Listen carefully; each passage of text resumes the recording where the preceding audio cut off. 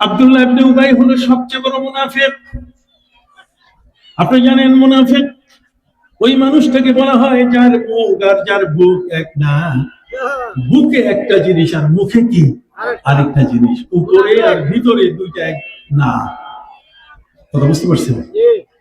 অতএব আব্দুল্লাহ ইবনে উবাই সে বিশাল বড় পাগড়ি মাথায় বেঁধে, লম্বা জামা, আল খেল্লা, নবীর পিছনে নামাজে সে বিনা উজুতে দাঁড়াইত।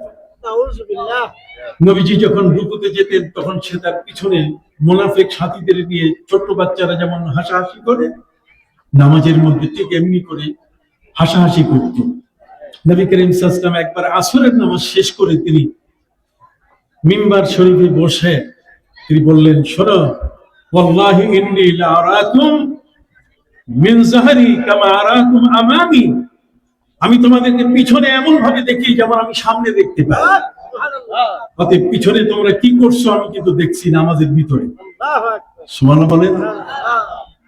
কত বড় শক্তিশালী পাওয়ারফুল নবী, যে নবী সাল্লাল্লাহু আলাইহি সাল্লাম বলেন, পিছনে তোমরা যারা থাকো শুধু তোমরা নও, বরং পূর্ব প্রান্ত পর্যন্ত, সামনে, আমার সামনে যদি এটা পশ্চিম হয় তাহলে পশ্চিম প্রান্ত পর্যন্ত, এর কোন জায়গায় কারা কিভাবে আছে। বর্তমান সময়কালের মধ্যে এই যে মোবাইলের অ্যাপস দিয়ে দেখা যায় যে আমার বাড়িটা লন্ডনে, সেখানে কোন মানুষটা আমার রাস্তার পাশে আছে, কোন মানুষটা আমার ঘরে ঢুকতেছে দেখা যায়। কিন্তু আমার নবী সাল্লাল্লাহু আলাইহি সাল্লামকে আল্লাহ তাআলা সেই চোখের ক্ষমতা, তার দৃষ্টিশক্তি এত বৃদ্ধি করে দিয়েছেন, তিনি বলেছেন, ওয়াল্লাহি ইন্নী লা আরাল জান্নাতা ওয়া জাহান্নামা মিন হাহুদা। আমি এই জমিনের মধ্যে যখন নামাজে দাঁড়াই, নামাজে দাঁড়ানো অবস্থায় আমি আল্লাহর জান্নাত জাহান্নাম আমি দেখতে পাই। সুবহানাল্লাহ। সেই নবী সাল্লাল্লাহু আলাইহি ওয়াসাল্লামকে যারা কষ্ট দিয়েছে, তার সাথে যারা বেয়াদবি করেছে, তাদের মধ্যে একদল মানুষ যার নাম হলো মুনাফিক। নাম কি? মুনাফিক। খুশির খবর, বাবা মুনাফিক কিন্তু ছেলে ইমানদার, ছেলে নবীর প্রতি ঈমান এনেছে। আব্দুল্লাহ ইবনে উবাই ইবনে সলুল, এই আব্দুল্লাহ ইবনে উবাই ইবনে সলুলের ছেলে, তার নামও হলো আব্দুল্লাহ। বাপের নামও আব্দুল্লাহ আর ছেলের নামও কি? আব্দুল্লাহ। সবাই বলেন না, বাপ আর ছেলের দুই কি একই নাম। কাজে আব্দুল্লাহ ইবনে উবাই ইবনে সলুল। সম্মানিত শুধু এই ছেলে প্রিয় নবী সাল্লাল্লাহু আলাইহি সাল্লামের খুব ঘনিষ্ঠ, কিন্তু তার কলিজা মাঝে মাঝে এত বেশি ফেটে যায় যে হায়, এমন এক নবীকে আমার বাবা চিনে না। আমার বাবা আব্দুল্লাহ ইবনে উবাই ইবনে সলুল, সে আমার নবীকে চিনে না। এই জন্য সে আমার নবী সাল্লাল্লাহু আলাইহি সাল্লামের কাছে গিয়ে বলল, নবীজি, আপনি যে পানি পান করেন গ্লাসে, যে পেয়ালায় পানি পান করেন, ওই পেয়ালায় একটু পানি রেখে দিয়ে। নবীজি বলেন, সাল্লাল্লাহু আলাইহি সাল্লাম বলেন যে, কেন অল্প একটু পানি রেখে দিব কেন? ওইটা আমার বাবাকে খাওয়াবো আমি। আপনার এই পানিটা খেলে আমার বাপের মধ্যে সন্দেহ দূর হয়ে যাবে, মুনাফিকি করবে না।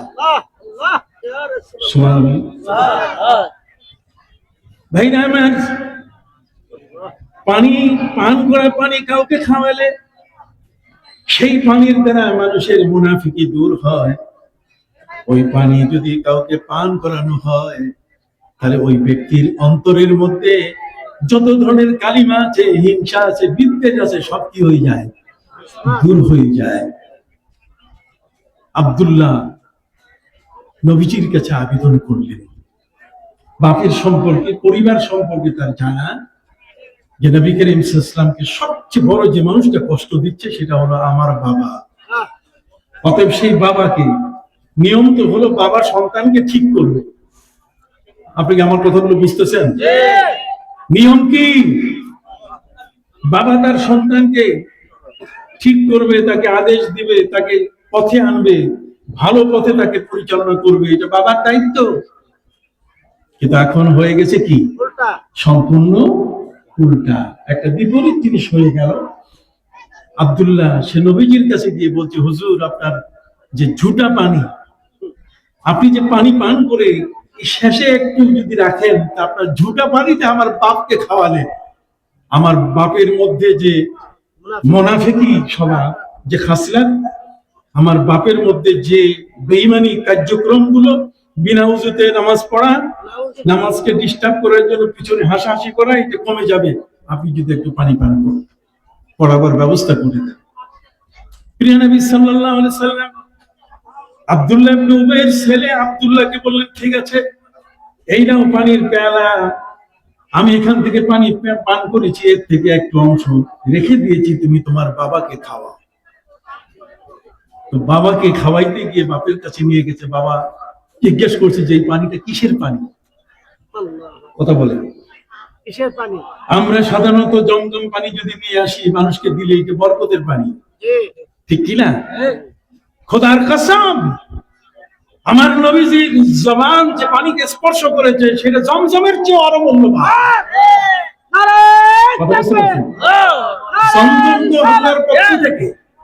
কিন্তু নবীজি সাল্লাল্লাহু আলাইহি ওয়াসাল্লামের জবান মোবারকের সাথে যে পানি টাচ করেছে সেই পানির মূল্য জমজমের কম নয়, কোটি কোটি গুণে কি বেশি। আব্দুল্লাহ, তার বাবা আব্দুল্লাহ, বাপের নামও আব্দুল্লাহ, ছেলের নামও কি আব্দুল্লাহ। আপনি জোরে একটু কথা বলেন, ছেলের নামও কি আব্দুল্লাহ। পানি নিয়ে আসছে কিসের জন্য? হাদিস শরীফের মধ্যে আছে, আমার হুজুররা যদি একটু পানি ফু দেয়, পানি একটু পড়ে দেয়, আমরা ছেলে মেয়েদের জন্য নিয়ে যাই, আমাদের সন্তানের জন্য, আমাদের স্ত্রীর জন্য, অসুস্থ মানুষদের জন্য, আমরা অনেক সময় বিশ্বাস করি না যেটা কি হবে, এটা মুখের একটা ফু, উনি একটু খেয়ে দিলেন। আপনি জানেন নবী সাল্লাল্লাহু আলাইহি সাল্লাম, আমাদের প্রিয় নবীজি সাল্লাল্লাহু আলাইহি সাল্লাম যখন মক্কার জমিন থেকে হিজরত করে মদিনায় গেলেন, মদিনা মুনাওয়ারায় সর্বপ্রথম যে শিশুটি জন্ম নেয় সেই শিশুটির নাম হলো হযরত আব্দুল্লাহ ইবনে আব্বাস রাদিয়াল্লাহু তাআলা আনহু। হযরত আব্দুল্লাহ ইবনে আব্বাস রাদিয়াল্লাহু তাআলা আনহুমা, তিনি যে মায়ের গর্ভে ছিলেন সেই মায়ের নাম হলো উম্মে ফজল। নাম কি? উম্মে ফজল। উম্মে ফজল চাচি আম্মার গর্ভে সন্তান, চাচা হলেন হযরত আব্বাস রাদিয়াল্লাহু তাআলা আনহু। নবী করিম সাল্লাল্লাহু আলাইহি ওয়াসাল্লামের চাচা চারজন, সেই চারজন চাচার মধ্যে দুইজন, কতক্ষণ না, একজন হলেন হযরতে আব্বাস, আরেকজন হলেন হযরতে আমির হামজা রাদিয়াল্লাহু তাআলা আনহু, কতক্ষণ না। সম্মানিত সুধী বন্ধুরা আমার, প্রিয় নবী সাল্লাল্লাহু আলাইহি সাল্লামের আরো দুই চাচা আপন, তার মধ্যে একজন খাজা আবু তালেব, আরেকজন আবুল আহাব। আবুল আহাব কিন্তু আপন চাচা, কথা বলেন। আবু জাহাল আমার নবীর কিন্তু আপন চাচা না, আসে না, স্বাস্থ্য চাচা, প্রতিবেশীর চাচা, বংশের চাচা। কিন্তু প্রিয় নবী সাল্লাল্লাহু আলাইহি সাল্লামের মূল চাচাদের মধ্যে চারজন, দুইজন কালেমা পড়েছেন আর দুইজন কালেমা পড়েন নাই। কথা বুঝতে পারছেন? আমি আমার ভাইদের খেদমতে আরজ করতে চাই, হযরত আব্বাস রাদিয়াল্লাহু তাআলা আনহু ভাতিজার কাছে ইসলাম গ্রহণ করেছেন মদিনার জমিনে, তার স্ত্রীর গর্ভে সন্তান জন্ম নিয়েছে। নবীজি চাচি আম্মাকে ডাক দিয়ে বলেন, চাচি আম্মা, উম্মে ফজল, আপনার গর্ভে যে সন্তানটি, এটা ছেলে, এটা জন্ম নিবে, এটা ছেলে জন্ম নিবে, সুবহানাল্লাহ, ছেলে হয়ে জন্ম নিবে। সেই ছেলেটি যখন জন্ম নিবে তখন আপনি আমার কাছে একটু দিয়েন, আমার কোলে দিয়েন, জন্ম নেওয়ার সাথে সাথে যেন আমার কোলে দেওয়া হয়। একটু সুবহানাল্লাহ বলবেন না? পীর মাশাই কেন দরকার? আল্লাহর ওলিদের প্রয়োজন কেন?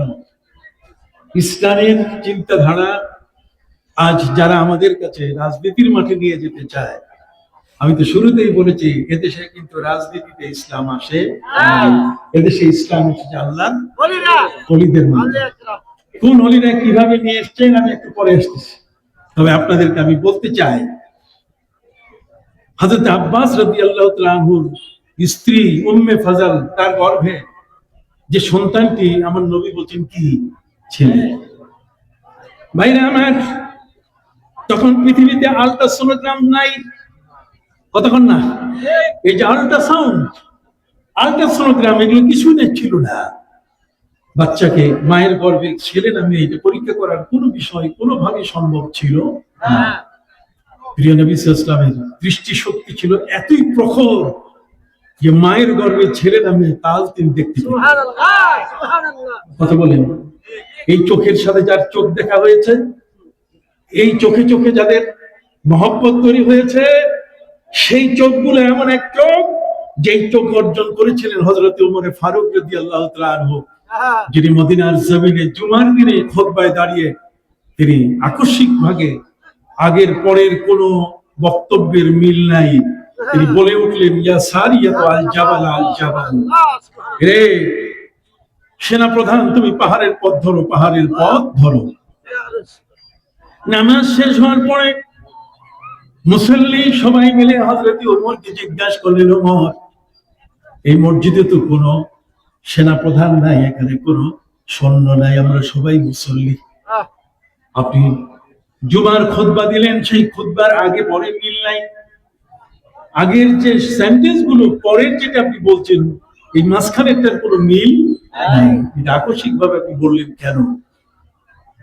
তখন তিনি বললেন, আমি যখন খুতবা দিচ্ছিলাম তখন আমার দৃষ্টি এখান থেকে 900 কিলোমিটার দূরে ইরানের বালখ এলাকায় মুসলমানের সৈন্যরা সেখানে বিপদে পড়েছে, আমি এখান থেকে সেনাপ্রধানকে, যিনি পরিচালক, আমি তাকে এখান থেকে কমান্ড দিলাম, তাকে আমি বলে দিলাম, সতর্ক করলাম যে তুমি পাহাড়ের পথ ধরো। তাহলে কোথায় মদিনা, কোথায় মদিনার মসজিদ, মসজিদে নববী, কোথায় উমরে ফারুক রাদিয়াল্লাহু তাআলা আনহুর মিম্বার, আর কোথায় নাহামান? আর নাহামান এলাকা এটা হচ্ছে ইরানের বাল্খ এর কাছে পার্শ্ববর্তী এরিয়া, আমি সেখানে গেছি। সম্মানিত সুধী, হযরত ওমর ফারুক রাদিয়াল্লাহু তাআলা তিনি বললেন, শোনো, আমি যাকে এই কথাটি বলেছিলাম এই সপ্তাহের মধ্যে তারা ফিরে আসবে, তোমরা জিজ্ঞাসা করিও।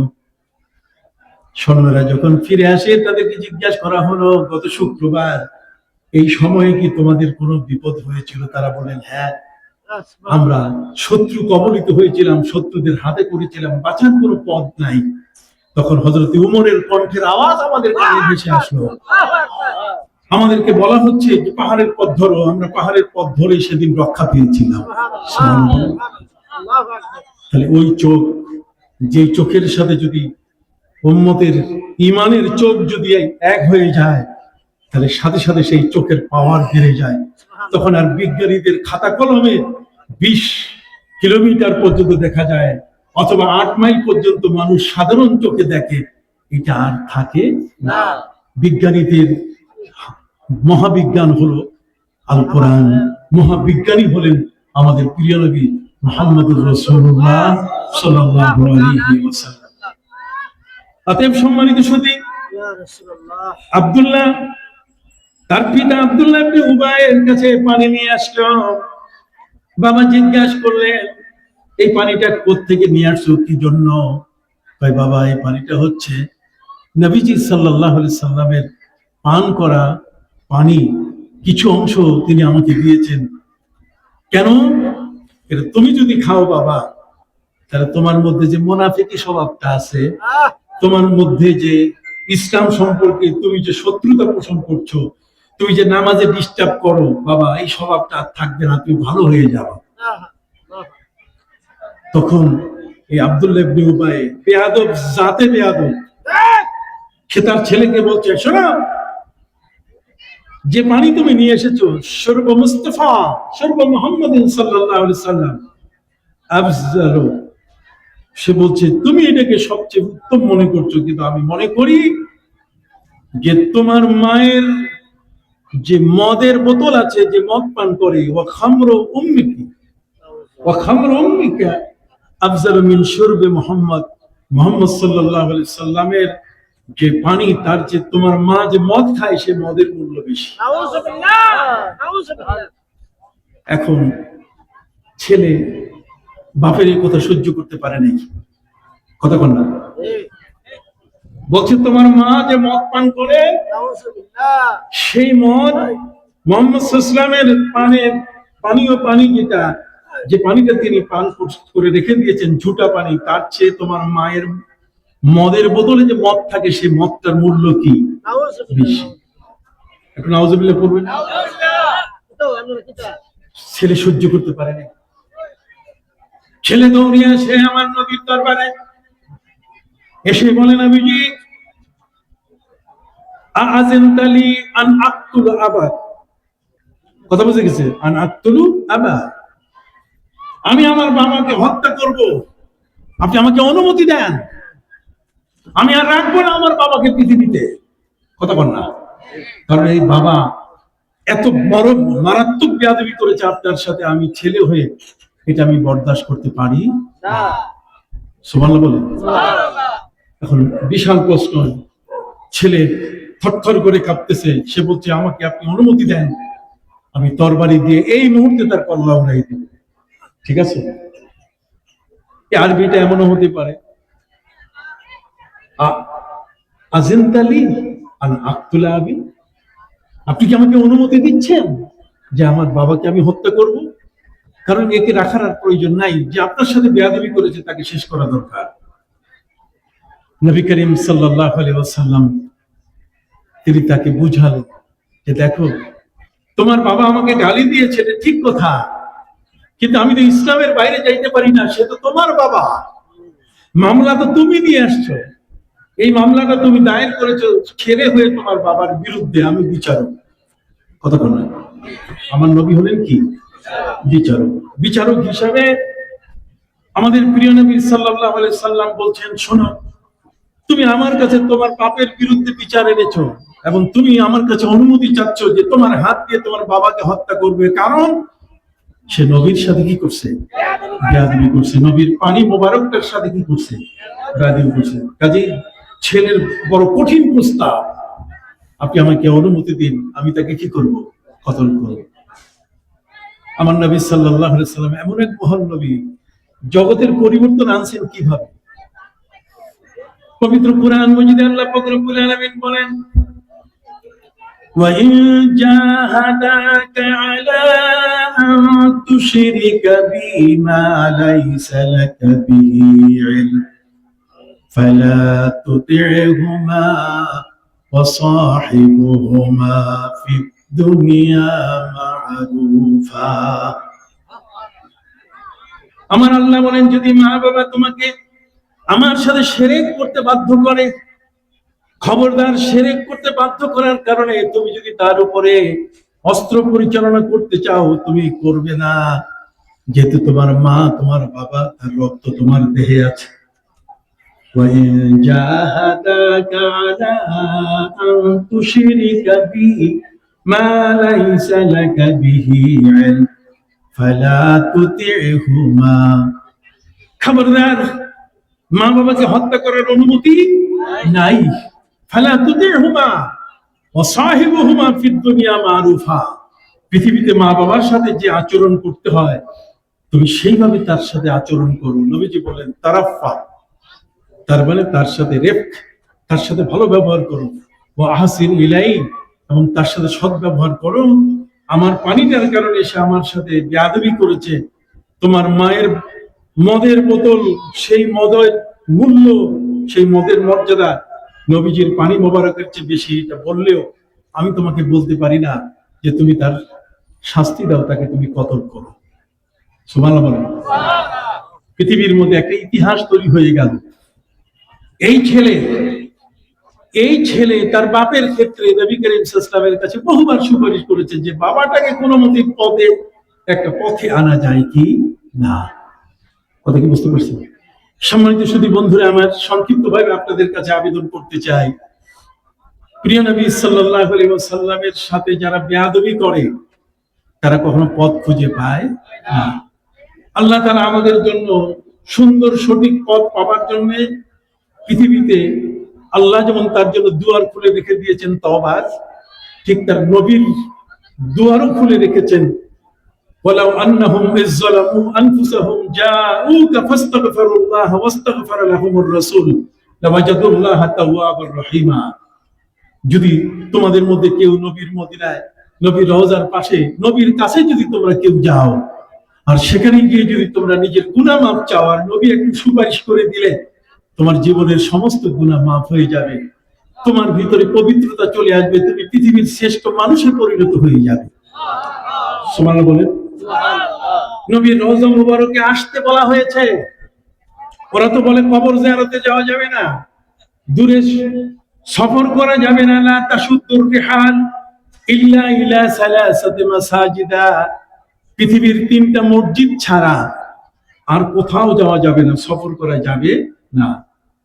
তারা মনে করে যে এখন যদি আপনি মদিনা মুনাওয়ারায় যান অথবা কোনো ওলির মাজারে আপনি যদি যান তাহলে সে জিয়ারত করা যাবে না। আমাদের দেশের এই ধরনের কিছু ওয়াহাবি নজদি বলে কিনা, জোরে বলেন, বলে কিনা? ওরা আসতে দেয় না। ওরা বলে যে না, নবী করিম সাল্লাল্লাহু আলাইহি ওয়াসাল্লাম বলেছেন লা তাশুদ্দুর রিহাল ইল্লা ইলা সালাসাতি মাসাজিদা, 3টা মসজিদ ছাড়া কোথাও যাওয়া যাবে না।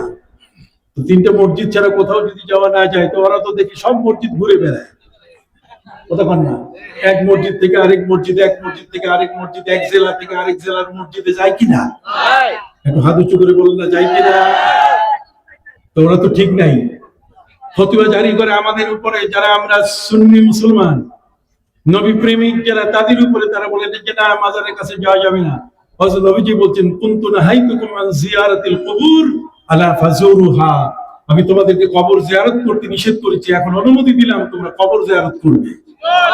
অর্থাৎ যে নবী কবর জিয়ারত করার জন্য অনুমতি দিয়েছেন উনি কি বলে দিয়েছেন যে বাড়ির পাশেরটা করা যাবে আর ওই আজমির শরীফ এত দূরে যাওয়া যাবে না? এটা কি উনি বলছেন নাকি? এমন কোন কথা তিনি বলেন? যারা আজকে আমাদের সমাজে এই সমস্ত কথা বলে তারা বিভ্রান্তির অন্ধকারের মধ্যে কোণঠাসা হয়ে পড়ে আছে। এদের চোখ অন্ধ, এদের জ্ঞান অন্ধ, এদের মানসিকতা অন্ধ, সবকিছু মিলিয়ে এই জ্ঞান পাপীরা আজ আমাদের সমাজের সবচেয়ে বড় ওয়াজের মাহফিলের মঞ্চগুলো দখল করে তারা আজকে আমাদেরকে ওয়াজ নসিহত শোনাচ্ছে, যে ওয়াজের মধ্যে কোনো পবিত্রতা, সেই ওয়াজের মধ্যে কোনো আদব বলতে গেলে কিছু নাই। কথা খেয়াল করেছেন? অতএব ওয়া আন্না হাযা সিরাতি মুস্তাকিমা, আল্লাহ বলেন আমার একটা সোজা রাস্তা আছে, এটার নাম সিরাতে মুস্তাকিম। এটার নাম কি? সিরাতে মুস্তাকিম। আর এর পাশে আরো অনেকগুলো রাস্তা আছে, এগুলো সিরাতে মুস্তাকিম না। কথা কন না? ওয়া আন্না হাযা সিরাতি মুস্তাকিমা, এটাই হলো আমার সোজা রাস্তা। এই সোজা রাস্তা আপনি বুঝবেন কিভাবে যে এটা সোজা রাস্তা? এটা সোজা রাস্তা বুঝার উপায় কি, আলামত কি?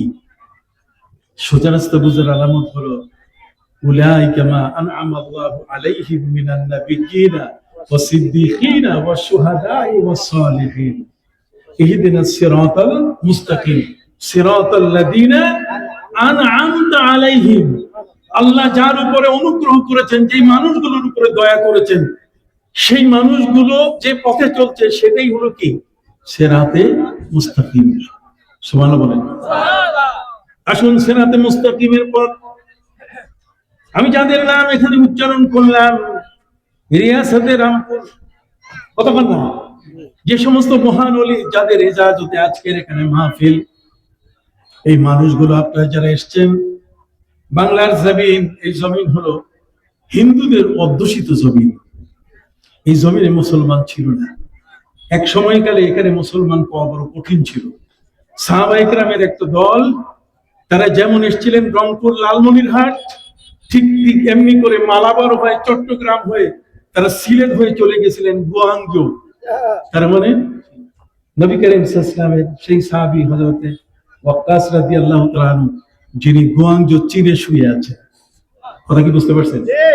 এই জমিনের মধ্যে যারা বসবাস করত তাদের কাছে ইসলাম নেওয়া বড় কঠিন ছিল, অথচ তাদের কাছে ইসলাম নিয়ে আসলেন ঠিক এমন একটি সময় যখন গৌর গোবিন্দের রাজত্ব চলছে। এখানে রাজত্ব চলতেছে বীর বিক্রম আদিত্য বিক্রমপুর, ওই মুন্সিগঞ্জের বিক্রমপুর, কথা কন না। এখানে রাজত্ব চলছে পরশুরাম, ওই বগুড়ার মহাস্থানগড়, কথা বলেন।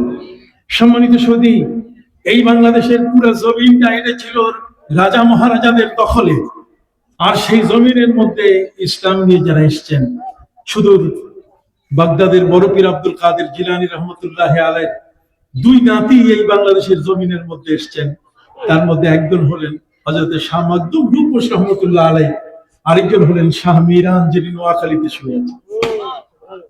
কথা বলেন, শাহ মাকদুম আর কি শাহ মিরান, তারা এই জমিনের মধ্যে এসছেন। তাদের ক্ষমতা কি ছিল? আল্লাহ তাআলা তাদের মধ্যে এমন এক ক্ষমতা, এক শক্তি দান করেছেন, যে শক্তিটা, তাদের দৃষ্টি শক্তি যেমন এত শক্তিশালী ছিল, তাদের হাতের ইশারা ইসলাম এগুলোকে স্বীকৃতি দিয়েছে। আমার নবী সাল্লাল্লাহু আলাইহি ওয়াসাল্লাম হাতের ইশারা দিয়ে আকাশের চাঁদ দ্বিখণ্ডিত করেছিলেন। কথা বোঝেন নেই? সেই হাতের সোহবত তো তার সাহাবীদের কাছে ছিল। কথা কন না? সেটা মিরাসান, সেটাও মিরাজ হিসাবে আমরা একের পরে এক আমাদের এই সমাজের মধ্যে কিছু মানুষ সেটা লাভ করেছে। নবীর প্রেমিকরাই কেবলমাত্র এই বিষয়গুলো কি করতে পারে? লাভ করতে পারে। এবং তারা নবীর প্রেমিক হয়ে যখন ওই পর্যায়ে চলে যান, তখন তাদের চক্ষুটা এত খোলা হয়ে যায় যে চক্ষু বন্ধ করলে তারা নবীজিকে দেখতে পান। সুবহানাল্লাহ।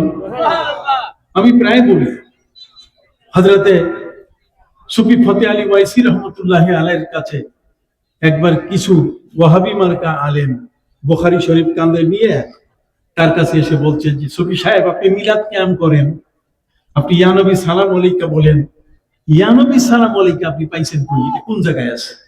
এটা কোন কিতাবে আছে? উনি বলেন, শোনা, সব কিতাবে আছে। কয় কোন কোন কিতাব? কয় বাংলা বলো, আরবি বলো, উর্দু বলো, ফার্সি বলো, নাগরি বলো, সারা পৃথিবীর মধ্যে মানুষ যত ভাষায় কথা বলে, প্রায় ৩৫০০ ভাষায় মানুষ কথা বলে। প্রত্যেকটা ভাষার যদি পুস্তক নিয়ে আসো, তাহলে সেখানেও বলা আছে, সেখানেও মিলাদ আছে, সেখানেও কিয়াম আছে। আপনি দেখেন, আমি একজন মনে করুন একজন কামিল পাশ, একজন আলেম হয়ে যদি আমাকে বলা হয়, আমি তো পারবো না সহজে, কিন্তু সুফি সাহেব একজন জেনারেল মানুষ, নবীর প্রেমে যারা চলে যায়, তাদের অবস্থানটা এমন হয়ে যায় যে খাকে গিরত জারশাদ, যদি মাটির উপরে তাদের দৃষ্টি পড়ে, তাহলে ওই মাটিটা স্বর্ণে পরিণত হয়ে যায়। সুফি ফতে আলী ওয়াইসি রহমতুল্লাহ আলাইহি তিনি বললেন, পৃথিবীর যে কোনো কিতাব নিয়ে আসবে, সব কিতাবে মিলাদ কিয়াম আছে। উনি বলছেন, হুজুর, অত দূর যাওয়া প্রয়োজন নাই, আমাদের কাজে আমরা বুখারী শরীফ নিয়ে এসেছি, আপনি বুখারীর মধ্যে দেখান পারেন কিনা, এটা কোনখানে আছে, কোন পৃষ্ঠায় আছে বলেন। উনি বলেন, যেই পৃষ্ঠাই খুলবে সেখানেই মিলাদ আছে, কিয়াম আছে, নবীর প্রতি দরুদ ও সালাম আছে। ওরা বলছে, তাহলে কোন পৃষ্ঠা খুলবো? তোমাদের ইচ্ছা খুলো। ওরা বুখারী শরীফ খুলতেছে, খোলার পরে দেখে যে এই পৃষ্ঠার মধ্যে কি আছে, আপনি দেখাতে পারবেন সুফি সাহেব? উনি বলছেন, তোমরা আগে পড়ো না, তোমরা পড়লেই তো দেখতে পাবে। ওরা যখন পড়া শুরু করেছে,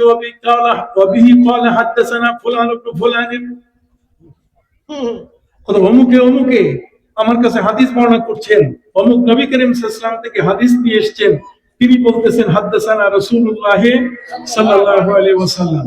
কতক্ষণ না সামিতু রাসূলুল্লাহ সাল্লাল্লাহু। যখন এটা বলা শুরু করেছে, তখন এই ওদের সংখ্যা ছিল প্রায় ৩০ থেকে ৩৫ জন। এই ওয়াহাবি আলেম সবগুলো দাঁড়ায় গেছে, সবগুলো এখন ইয়া নবী সালাম আলাইকে শুরু করছে। সুফি ফতে আলী ওয়াইসি রহমতুল্লাহ আলাইহি তিনি তাকে বলছেন, তুমি তো ওয়াইসি, যে তোমাকে প্রশ্ন করে তোমার ধর্মের নাম কি, তোমার ঈমানের নাম কি? তাহলে বলে দিও, দ্বীনে মা ইশকে মুহাম্মদ, আমার ধর্ম হলো নবীর প্রেম, আর আমার ঈমান হলো নবীর মহব্বত। হর কুজাদার সিনাম গুল করদ জখমে ইশকে হু শুদ গুলিস্তা আখির দিল সিনায়ে বীরানে মা। হযরত সুফি আলী ফতে আলী ওয়াইসি রাহমাতুল্লাহ আলাইহি তিনি বলেছেন, আমার এই বুকটা ছিল একটা চাটিয়াল ময়দান, এই বুকটা ছিল কতগুলো পাথর দিয়ে ভরা একটা বালুময় একটা জায়গা। এই জায়গা নবীর প্রেম বলতে গেলে কিছু ছিল না। আমি আমার এই বুকটাতে নবীর ভালোবাসার গাছগুলোকে এখানে আমি বনন করলাম। এই গাছগুলোকে রোপণ করার পরে, সেই গাছগুলোকে লাগাবার পরে আমার বুকটা নবীর প্রেমের গাছে পূর্ণ হয়ে গেল। আর সেগুলো আমি আমার প্রেমের আগুন দিয়ে যখন জ্বালানো শুরু করি, তখন আমার পুরা সিনাটা নবীর প্রেমের আগুনে উজ্জ্বলিত হয়ে যায়। এই জন্য তিনি বলেন হার উজাদার সিনাম গুল করদা জখমে ইশকে ও শুধু গুলিস্তা আখির দিল সিনায়ে বীরানে মা। আমার এই বীরান সিনা, যেখানে নবীর মোহব্বত ভালোবাসা বলতে গেলে কিছুই ছিল না, আর সেখানে মোহব্বতের গাছগুলো আমি লাগাইয়া আগুন দিয়ে আমি সেই গাছগুলোকে যখন তাপানো শুরু করি, তখন ইশক আমার জীবনকে এমন প্রভাবিত করে ফেলে, তখন আমি নবীর পাগল হয়ে যাই। নবী ছাড়া আর আমি কিছু বুঝি না। এটি হালত, যেটা বলি এটা কি হালত। এটা মানুষের জীবনের এক অবস্থা থেকে আরেক অবস্থায় আসার একটি বিষয়। অতএব সম্মানিত শুধু সেই সফি ফতে আলী ওয়াইসি রহমতুল্লাহ আলাইহি ছিলেন কবি, তিনি সাহিত্যিক ছিলেন। তার দিওয়ানে ওয়াইসি আছে, কথা বল না, তার দিওয়ানে ওয়াইসি আছে। সেই দিওয়ানে ওয়াইসি এটা খুব কবিতা দিয়ে ভর্তি। সেই দিওয়ানে ওয়াইসি এর মধ্যে যত যত ধরনের প্রেম ভালোবাসার কাসিদা, এই যতগুলো পংক্তি আছে এগুলো তিনি পড়া শুরু করলেন। 3 থেকে 4 ঘন্টা ইয়া নবী সালাম আলাইকা চলতেছে। তার মানে এতদিন এই ওয়াহাবিরা যে কাজা তাদের যে পড়ে নাই, এই কাজাটা উনি 4 ঘন্টা ধরে ওদেরকে তিনি বসতে দেন নাই, খালি কবিতা পড়ে পড়ে নবীর প্রেমের আগুন জ্বালাই দিলেন। সবাই ইয়া নবী সালাম আলাইকা জোরে বলেন, সবাই কি ইয়া নবী সালাম আলাইকা। তাহলে আল্লাহর নবীর প্রেমিক যারা, সেই সকল ব্যক্তিদের কাছে যতক্ষণ পর্যন্ত আসবে না, ততক্ষণ পর্যন্ত সেই ব্যক্তি সিরাতে মুস্তাকিম পাবে না। মানুষের ভিতরে সে ভয়ঙ্কর ক্যান্সার যেগুলো আছে, হিংসা, বিদ্বেষ, অহংকার, পরশ্রী কাতরতা, সুদ খাওয়া, ঘুষ খাওয়ার যে প্রবণতা, কতক্ষণ না জেনা বিচারের যে মানসিকতা, এগুলো থেকে একটা মানুষকে পবিত্র করতে গেলে তাকে নিয়ে আসতে হবে কার কাছে? আল্লাহর ওলিদের হাসপাতালে। আল্লাহর ওলিদের হাসপাতালে যখন আপনি নিয়ে আসবেন, এখানে আসার পরে যখন বসে লা ইলাহা ইল্লাল্লাহর জিকির দিবে, লা ইলাহা, নাই কোনো মাবুদ ইল্লাল্লাহ, আছেন কে? আল্লাহ। নাই কোনো মাবুদ, নেগেটিভ, কতক্ষণ না, আর আছেন আল্লাহ, এটা কি পজিটিভ। তো নেগেটিভ আর পজিটিভ ছাড়া এই বিদ্যুতের আলো কি জ্বলে? নেগেটিভ পজিটিভ যখন লা ইলাহা ইল্লাল্লাহর জিকির কলবের মধ্যে জারি হয়ে যাবে, তখন তার কলবের মধ্যে ঈমানের নূর চলে আসবে।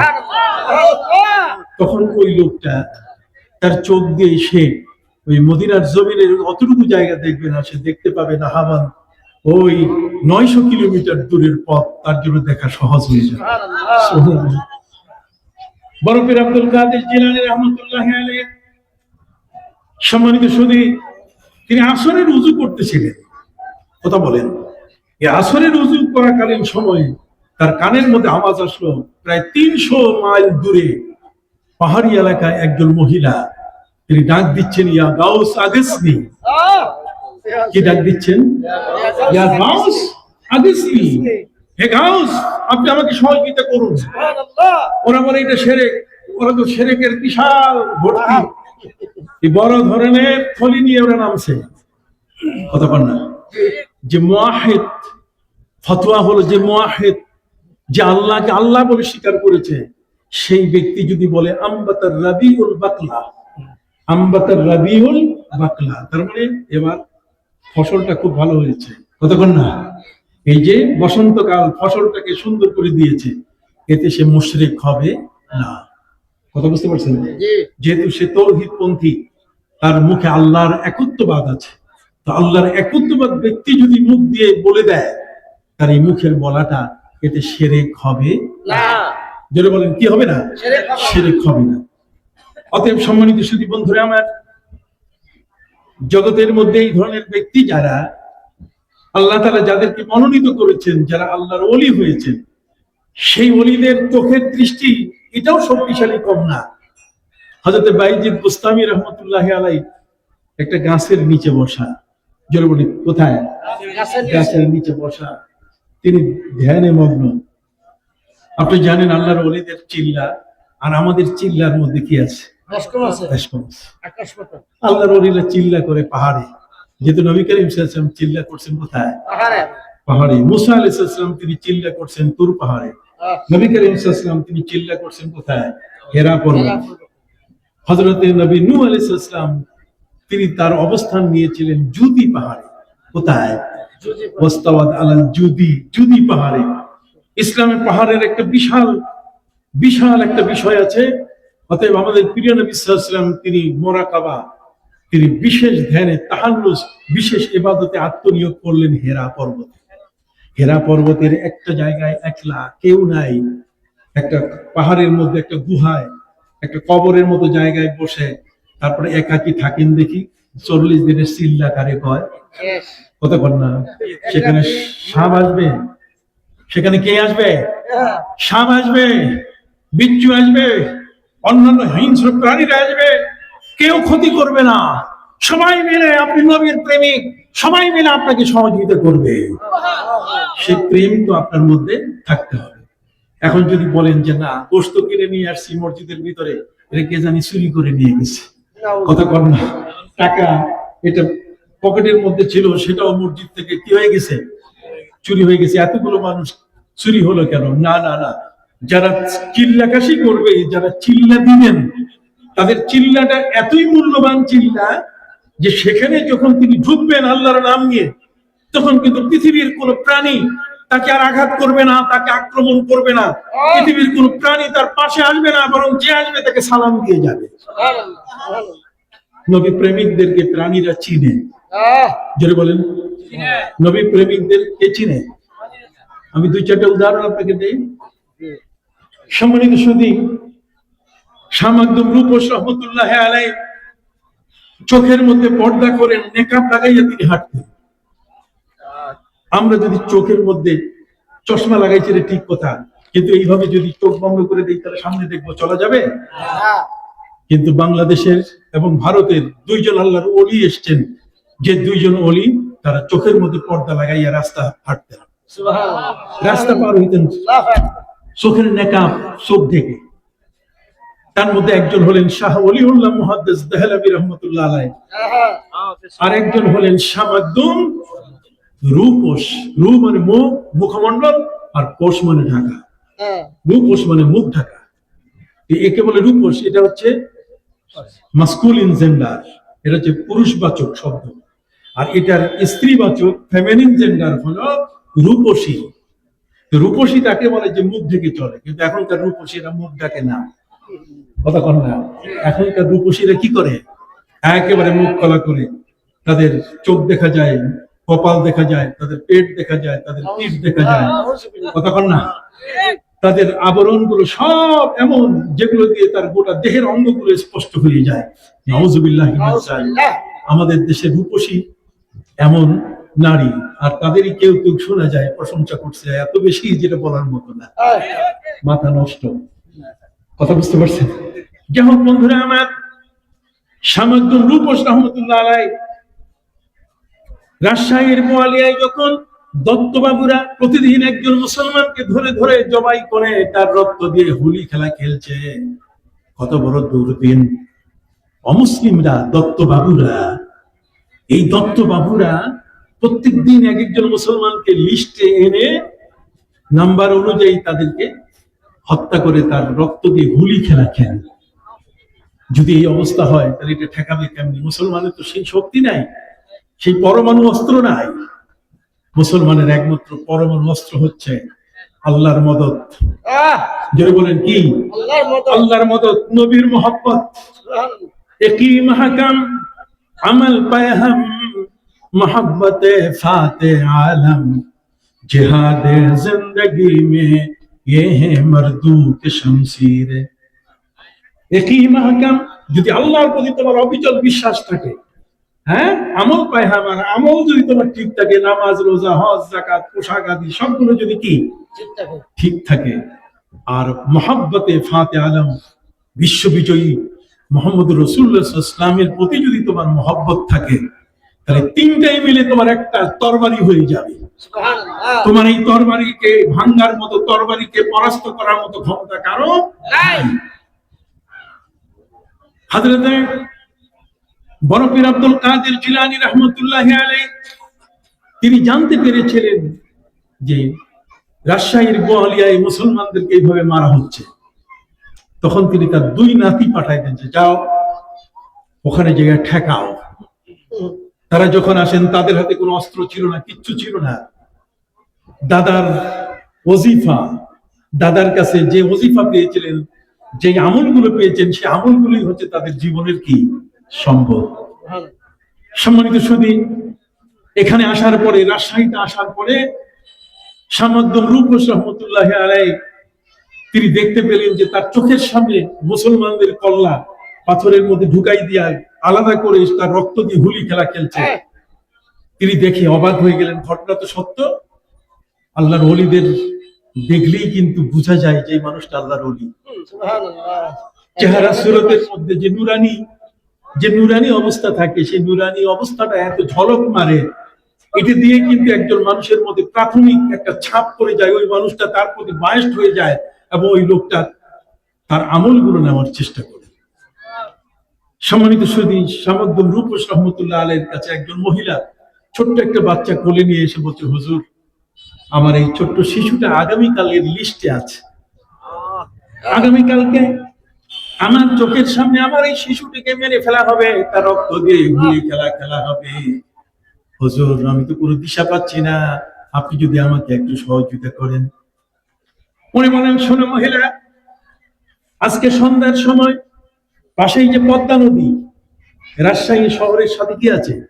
পদ্মা নদী আছে। বোয়ালিয়ার পাশে পদ্মা নদী। সেই পদ্মা নদীর কাছে তুমি সেখানে অপেক্ষা করো, আমি সন্ধ্যাবেলায় চলে আসবো। তারপর তোমার এই ছেলেকে কি বলা দরকার, কি দেওয়া দরকার, আমি তোমাকে দেব। মহিলা বুক ভরা আশা নিয়ে বাচ্চাটাকে সাথে নিয়ে চলে গেছেন ওই পদ্মা নদীর পাড়ে। পদ্মা নদীর পাড়ে পৌঁছানোর পরে অপেক্ষা করতে করতে এসার সময় প্রায় কাছাকাছি, মহিলা নিরাশ হয়ে যাচ্ছে। মনে হয় হুজুর আসবেন না, দরবেশ সাহেব আসবেন না। উনি চিন্তা করলেন যে কালকে আমার চোখের সামনে আমার এই বাচ্চাটিকে হত্যা করা হবে, তার রক্ত দিয়ে তারা হুলি খেলা খেলবে। মা হিসেবে, মা হয়ে আমি ধৈর্য ধারণ করতে পারবো না, আমার ধৈর্যের বাইরে চলে যাবে। এমন কি করি? তাহলে আগামীকালের অপেক্ষা দরকার নাই।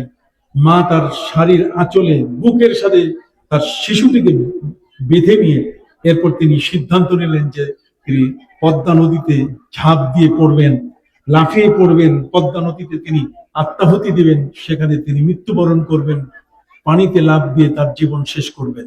কথা বুঝে গেছে? যখনই মহিলা প্রস্তুতি নিয়ে লাফ দিবে, ঠিক এই মুহূর্তে আওয়াজ আসতে, থামো থামো থামো। মহিলার কানে আওয়াজ আসলো, একজন পুরুষের কণ্ঠের আওয়াজ।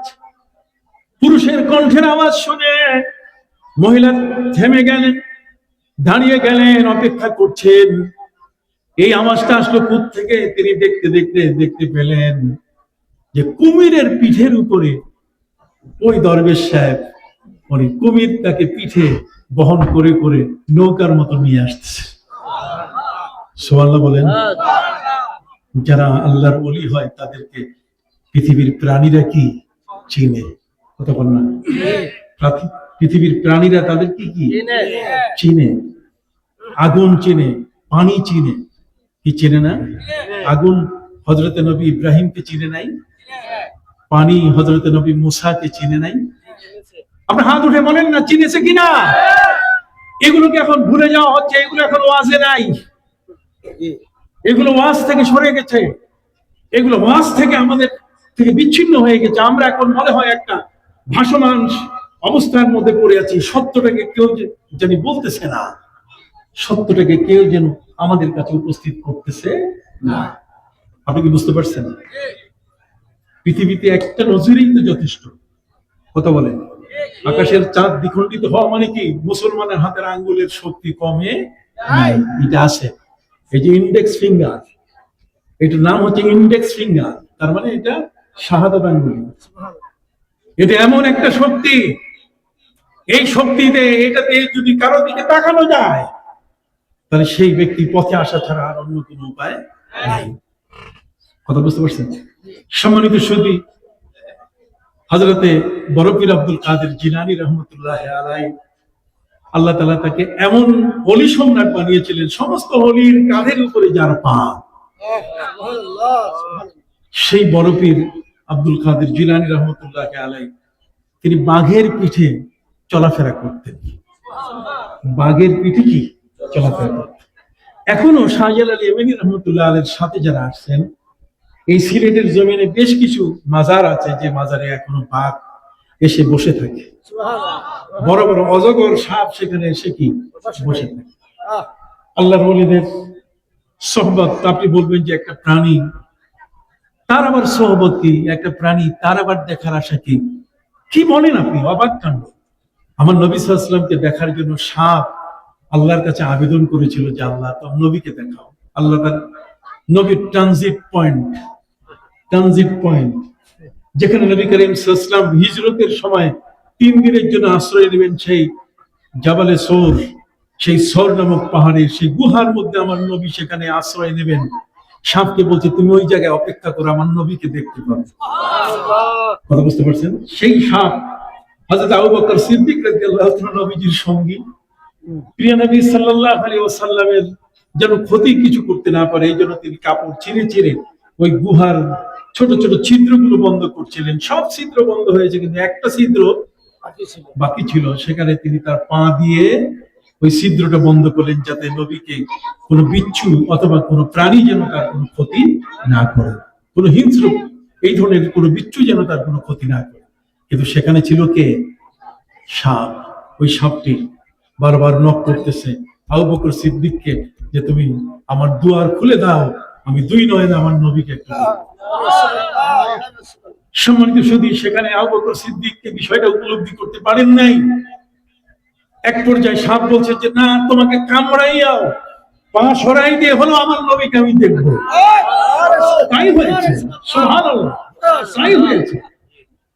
সম্মানিত সুধী, এই জন্য বলা হয় আবু বকর সিদ্দিক রাদিয়াল্লাহু তাআলা তার শেষ জীবনে এই সাপের আঘাতের যে ব্যথাটা, এই ব্যথাটা নিয়ে তিনি ইন্তেকাল করেছিলেন। কথা বুঝতে পারছেন? আবু বকর সিদ্দিক রাদিয়াল্লাহু তাআলা সাপ পথ খুলতে চায়, আবু বকর সিদ্দিক তিনি এটা বুঝেন নাই। শুধু তাই নয়, বরং নবী করিম সাল্লাল্লাহু আলাইহি ওয়াসাল্লামের একজন সাহাবী ছিলেন, তার নাম হলো সাফিনা। নাম কি? সাফিনা। আন সাফিনাতা মাওলা রাসূলিল্লাহ সাল্লাল্লাহু আলাইহি ওয়াসাল্লাম, নবী করিম সাল্লাল্লাহু আলাইহি ওয়াসাল্লামের একজন গোলাম ছিলেন তিনি। তিনি বলছেন ইন্নী রাকিবতুল বাহরা, আমি একটা বড় নদী পার হচ্ছি, আমি একটা যমুনা পদ্মা বড় বড় নদী এরকম একটা নদী আমি পার হচ্ছি। ইন্নী রাকিবতুল বাহরা, আমি সমুদ্র পাড়ি দেওয়ার জন্য একটা নৌকায় উঠেছিলাম, কিন্তু মাঝখানে যাওয়ার পরে এত ঘূর্ণিঝড় হলো যে ঘূর্ণিঝড়ের কারণে আমার নৌকাটা উল্টে গেল মালামাল সহ। আমার পুরা নৌকার মধ্যে এত স্রোতের আঘাত যে মনে হয় তক্তাগুলো একটার পরে একটা সব খসে গিয়ে আমি পানির মধ্যে ভাসা শুরু করলাম। এত অন্ধকার যে আমি খুঁজে পাচ্ছি না। সন্ধ্যার পরে এই ঘটনা ঘটেছে, যে কারণে আমি দেখেছি যে আমার মৃত্যু অনিবার্য। কিন্তু একটা তক্তা, কথা বলেন না, একটা পাট, একটা ওই কাঠের একটা অংশ, এটা পাওয়ার পরে আমি সেটাকে ধরে সাঁতার কাটা শুরু করলাম। সাঁতার কাটতে কাটতে কাটতে কাটতে আমি যখন কিনারে গিয়ে পৌঁছলাম, আমি যখন সেই পাড়িতে গিয়ে পৌঁছলাম, পৌঁছার পরে দেখি ফিহি আজিবতুম মিনাল আসাদ, সেখানে বাঘগুলো অপেক্ষা করছে এবং সেখানে সাপগুলো আমাকে দেখার সাথে সাথে সব ফেনা তুলে আছে। কত না, আমি এক ভয়াবহ অবস্থায় পড়ে গেলাম। আমার এমন অবস্থা হয়ে গেল যে আমি এখন উপরে উঠবো আমার সাহস নাই, যেহেতু এই পুরা কিনারার মধ্যে সাপগুলো মাথা উঁচু করে আছে, আমি কিভাবে উঠবো? আর এর উপরে আমি দেখতেছি যে বাঘ হাঁ করে আমার দিকে তাকায় আছে। কথা বুঝতে পারছেন? আমি সাপগুলোকে বললাম যে আমি নবীজির একজন গোলাম। প্রাণীর সাথে কথা, আসেন না এই জগৎটা একটু দেখি আমরা। ওই জগতে কিছু নাই, ওই জগৎ শূন্য। ওই জগতের মধ্যে ইমান কচু পাতার পানির মতো টলমল, এটা কখনো ঘরে থাকে, কখনো আরেকজনের ঘরে চলে যায়। কথা বলুন, এক জায়গায় থাকে না। এই ইমান শুধু মসজিদে ধরে রাখতে পারে না, বরং মসজিদ ছাড়াও আরো বিভিন্ন জায়গায় ঘুরে বেড়ায়। কথা কি বুঝতে পারছেন? সম্মানিত সুধী, বিনয়ের সাথে আপনাদের কাছে বলছি যেটা, সেটা এই হযরত সাফিনা আমার প্রিয় নবী সাল্লাল্লাহু আলাইহি ওয়াসাল্লামের একজন সাহাবী, তার গোলাম, তিনি সাপগুলোকে বললেন, সাপ, আমি তো নবীর গোলাম। বলার সাথে সাথে প্রত্যেকটা সাপ যেটা ফলাতলি ছিল সবগুলো মাথা নিচু করে ফেলছে। আমার জন্য রাস্তা তৈরি হয়ে গেল। আমি উপরে উঠলাম। উঠার পরে এখন তো বাঘ আমার দিকে তাকায় আছে। কথা বল না, বাঘ তাকিয়ে আছে। বাঘের হাত থেকে রক্ষা পাওয়া আমার জন্য বড় কঠিন হয়ে গেল। আমি এখন বাঘকে লক্ষ্য করে বললাম, ইয়া আবুল হারিস। বাঘের ডাক নাম হলো আবুল হারিস। বলেন, বাঘের ডাক নাম কি? আবুল হারিস। হারিস তারে যারে কয় যে মানুষ প্রাণীকে ছিঁড়ে ফেরে ধ্বংস করে, মানে টুকরা টুকরা করে খায়, তার নাখর দিয়ে, তার নখ দিয়ে, তার মুখ দিয়ে কেটে কেটে খায়, এর নাম হলো হারিস। জিজ্ঞেস করছে, ইয়া আবুল হারিস, ইন্নী মাওলা রাসূলুল্লাহ সাল্লাল্লাহু আলাইহি ওয়াসাল্লাম। রে বাঘ, রে সিংহ, আমি তো নবীজির গোলাম। বলার সাথে সাথে হাদিসের মধ্যে এসছে কি, শব্দের অর্থ হচ্ছে আমি জানি, আমি বুঝতে পারছি তুমি নবীর গোলাম। আমি উপরে উঠলাম। বাঘের সাথে এমন একটা কথা বলার সাথে সাথে বাঘটা এমন ভাবে মাথা দিয়ে আমার ঠেলা দিল যে যত সাপের আস্তানা ছিল সবগুলো থেকে বহু ছিটকে আমি পড়লাম। সুম্মা ইউহামহিম, সুম্মা ইউহামহিম, সে হু হু করে ইউহামহিম, সে ডুকুরিয়ে ডুকুরিয়ে আমাকে বললো, আমার নবীকে তুমি সালাম দিও।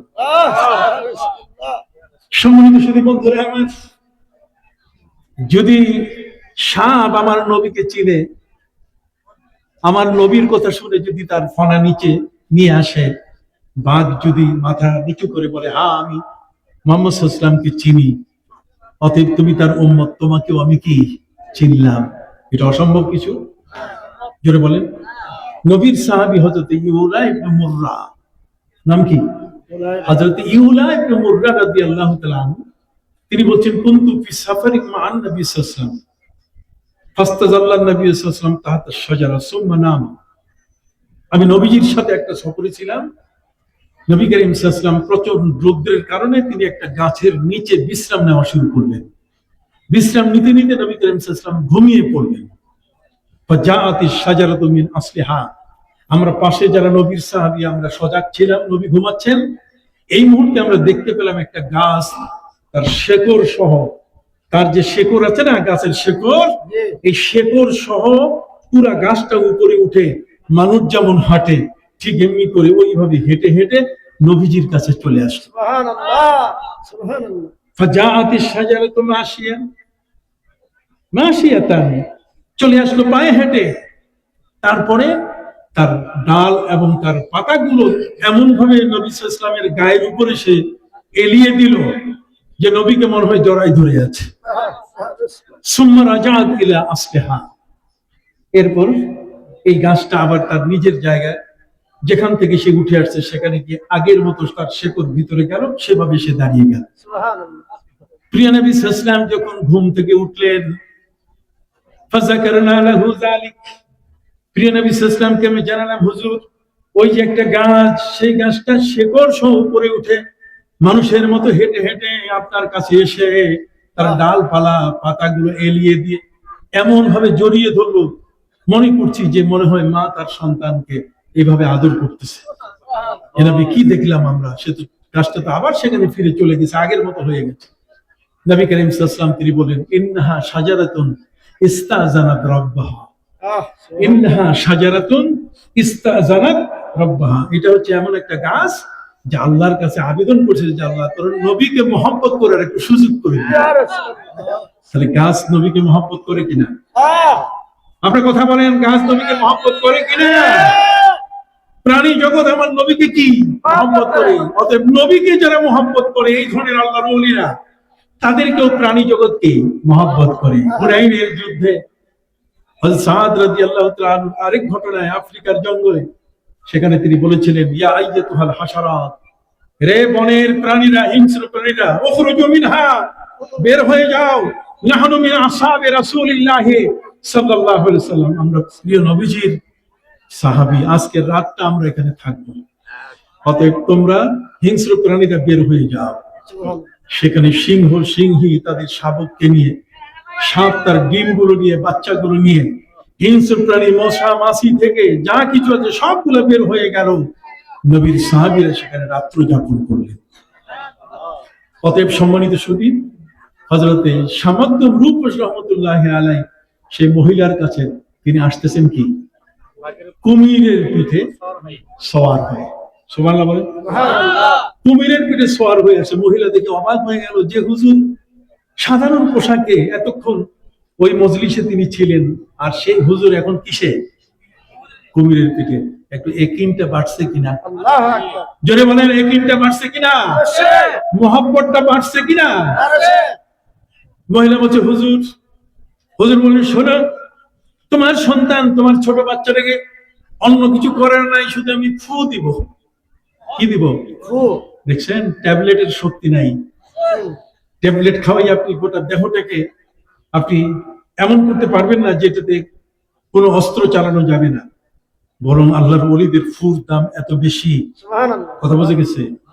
ঈসা নবী তিনি ফু দিছেন, মাটির তৈরি পাখি, সেই মাটির তৈরি পাখিটা জীবন্ত রূপ দিয়ে উপরে উঠে গেছে। আন্নী আখলুকু লাকুম মিনাত তিন কাহায়াতি তাইরি ফাআনফুখু ফি ফায়াকুনু তাইরাম বিইজনিল্লাহ। কথা কি বুঝতে পারছেন?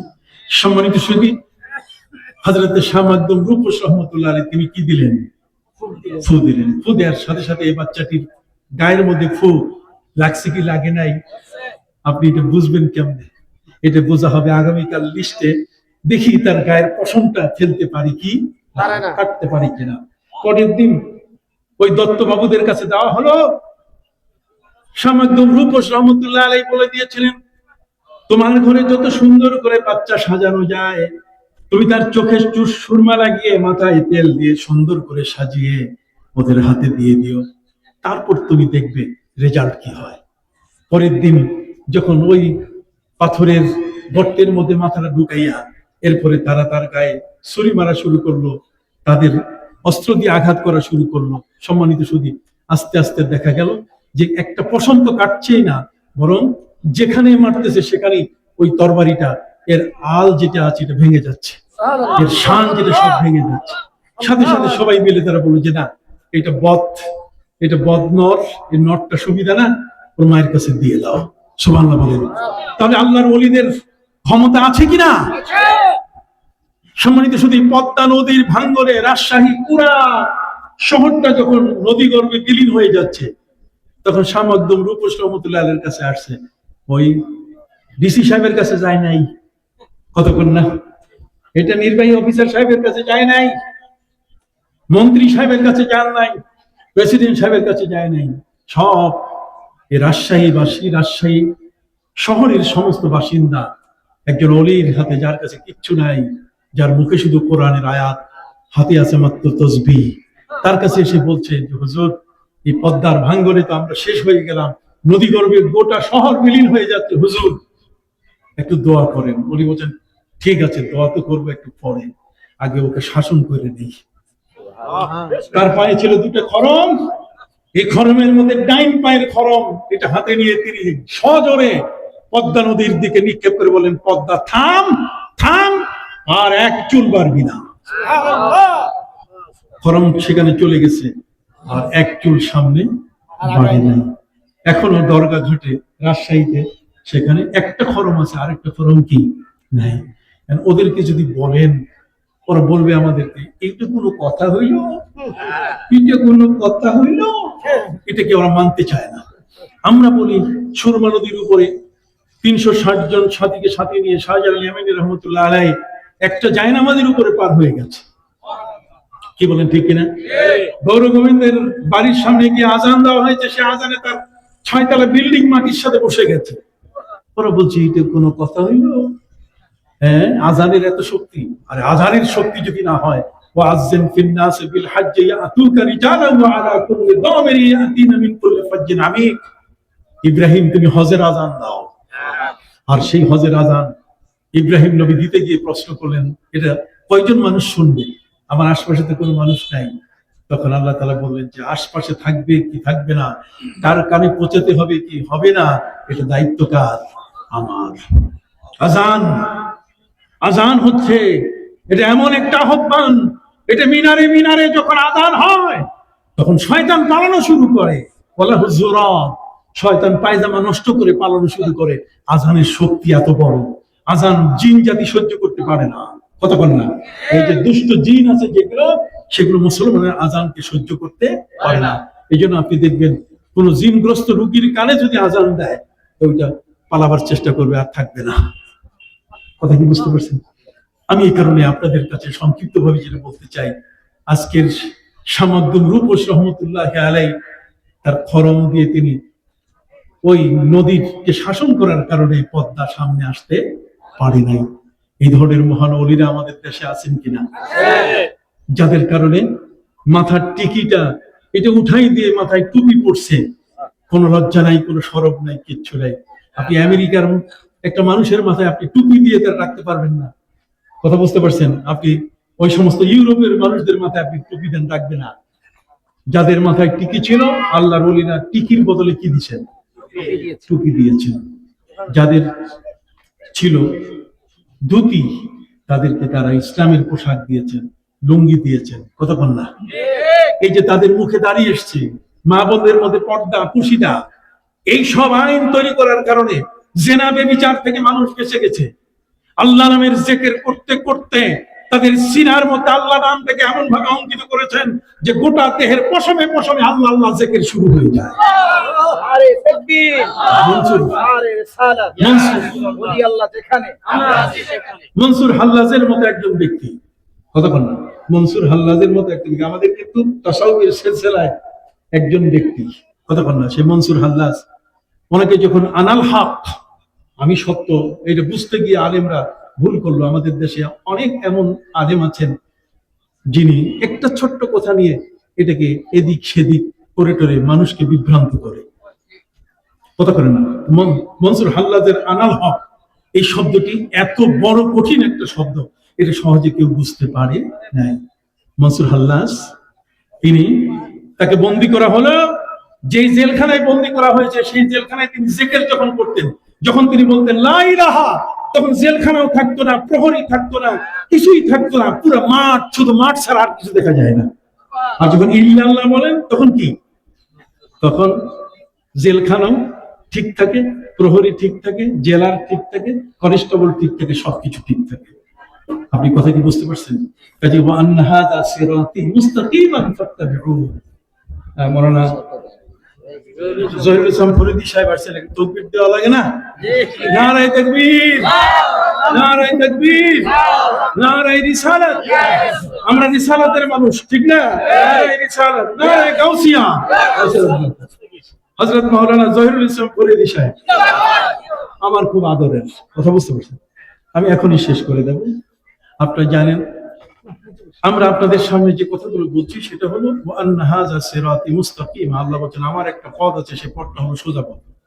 এই সোজা পথটা আপনি বুঝবেন কেমনে? সোজা পথ বুঝার পথ সূত্র হলো, এটার চিহ্ন হলো যে এই পথ দিয়ে আল্লাহর ওলিরা চলে, এই পথ দিয়ে নবীগণ চলেছেন। উলাইকা মা আনআমা আল্লাহু আলাইহিম মিনান নাবিয়্যিন ওয়াস সিদ্দিকিন ওয়াস শুহাদা ওয়াস সালিহিন। এত নিরাপদ এই পথটা, যেখানে কোনো পশু প্রাণী তাদেরকে আক্রমণ করতে আসে না, বরং তারা কখনো বাঘের পিঠে চড়েন, কখনো তারা কুমিরের পিঠে সওয়ার হন, কথা বলে না? ঠিক এমনি করে হিংস্র প্রাণীগুলো তাদের অনুগত হয়ে যায়। অতএব সম্মানিত শুধু যারা নবীজির সাথে বেয়াদবি করে, আল্লাহ বলেন আমি তাদেরকে ছাড়ি নাই। লা তাজিদু কওমান ইউমিনুনা বিল্লাহি ওয়াল ইয়াউমিল আখির ইউআদুনা মান হাদ্দাল্লাহ ওয়া রাসূলাহু। যে আল্লাহ আল্লাহ রাসূলের সাথে বেয়াদবি করে তার সাথে, তাকে ভালোবাসবে এমন কেউ পৃথিবীতে নেই। আল্লাহ বলেন ওয়ালাউ কানু মিন আবাইহিম, যদিও তার বাবা হয়, যদিও কি হয়? বাবা হয়। যেমন এই যে যার কথা বললাম আব্দুল্লাহ ইবনে উবাই ইবনে সালুল, তার বাবাকে ছাড়তে রাজি হয় নাই। হ্যাঁ, আবেনাহুম, হযরত আবু বকর সিদ্দিক রাদিয়াল্লাহু তাআলা বদরের যুদ্ধে তিনি তার ছেলেকে বলে দিলেন, ছেলের সাথে দেখা হয়েছে, ছেলে বলছে বাবা তোমাকে যদি যুদ্ধের সময় পাইতাম কতল করতাম। বাবা বলেন যে তুমি আমার সামনে আসলে তারপর বুঝতে যে আমি বাবা তোমারে কি করতাম, তোমারে কতল করে ফেলতাম। আবু বকর সিদ্দিক রাদিয়াল্লাহু তাআলা তিনি অনুমতি চেয়েছিলেন যে আমার ছেলেটাকে শেষ করি, একে রাখা যাবে না। নবী করিম সাল্লাল্লাহু আলাইহি সাল্লাম তাকে বলছেন, ইয়া আবা বকরিন আমা তাআলাম আন্নাকা ইনদি বিমানজিলাতিস সামঈ ওয়াল বাসার। আমার চোখ, আমার কানের শ্রবণ শক্তি যেমন আমার প্রিয়, ঠিক তেমনই তুমি আমার প্রিয়। অতএব তোমার ছেলেকে যে তুমি মারতে চেয়েছো এটাই অনেক। কথা বুঝে গেছে? আও আবেনা আহম, কথা বলে আও ইখওয়ান আহম, ভাই যদি হয় সে ভাইকেও খাতির করেন নাই। হযরতে মাসআব ইবনে উমাইর রাদিয়াল্লাহু তাআলা যিনি ওই যে উহুদের ময়দানে শহীদ হয়েছেন, তিনি তার ভাই বদরের ময়দানে উবাইদ ইবনে উমাইর তাকে তিনি ছাড়েন নাই, কতল করে ফেলছেন। কথা বুঝে গেছে? ঠিক বলি আও আশিরাতাহুম, আশিরাতাহুম মানে খালু। হযরত উমর ফারুক তার খালু খাস ইবনে হিশাম তাকে ছাড়েন নাই। কথা বুঝে গেছে? ঠিক উতবা, সাইবা, ওয়ালিদ এদেরকে বদরে ছাড়া হয় নাই, আবু জাহালকে ছাড়া হয় নাই। অতএব আমি কথা যেটা বুঝাতে চেয়েছি সেটা হলো এই, যে নবীর সাথে যদি কেউ বেয়াদবি করে তার সাথে আমাদের কোনো আপোষ আছে কি? আছে কোনো আপোষ নাই। لا يوادون من حد الله ওলি আল্লাহ দেখালে আমরা আছি, বেলাত চাঁদ দেখালে আমরা আছি, সূরার নবী দেখালে আমরা আছি, ওলি আল্লাহ দেখালে আমরা আছি। কান বান্দার দরবারে জিন্দাবাদ, ডক্টর কবিরউদ্দিন সরকার সালিস জিন্দাবাদ, মুফতি আবু জাফর আদওয়ানী সাহেব জিন্দাবাদ, জহুরুল ইসলাম ফরিদী সাহেব জিন্দাবাদ। আজকে আমার এই পর্যন্তই। আল্লাহর দরবারে লাখো শুকর, এখানে আমার আসার সুযোগ হলো।